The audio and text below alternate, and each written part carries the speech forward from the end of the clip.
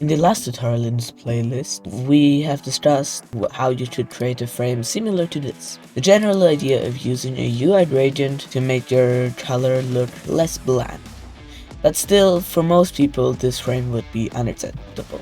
It would still be missing, generally being complete. So one element you can do to make this frame look a lot better is using a UIStroke. We're just going to select frame, press Ctrl I, and then search for UIStroke. Now as soon as we add this, currently nothing happens. Not too much at least. But this adds a small outline, which if we select a stroke, we get around 4 properties, which are actually any use.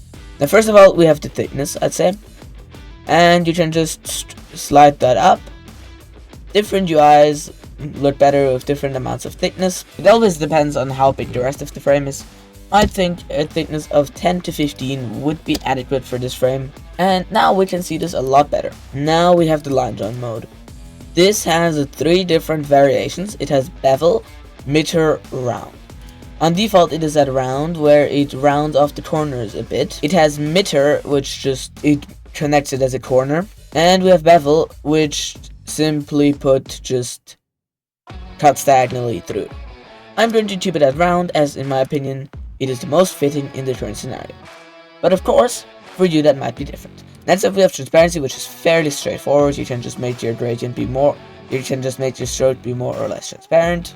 It is very simple. You can just slide the slider from 0 to 1, although there is no point in putting it to 1, because then it looks the exact same as if you didn't ever add a UI stroke. 2 more, we still have the apply stroke mode, which has 2 different options, contextual and border. Contextual is what we're currently at, and then there's border. Now on a regular frame, it makes no difference to be using a border, or contextual.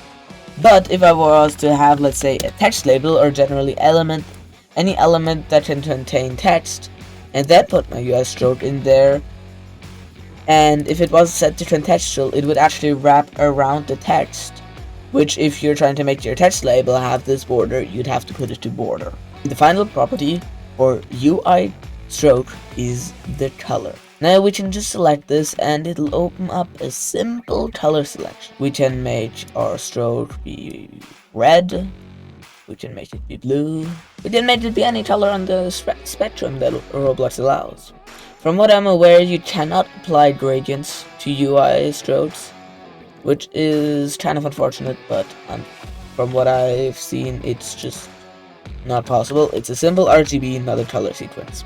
And with that, I have said everything you can say about UI strokes.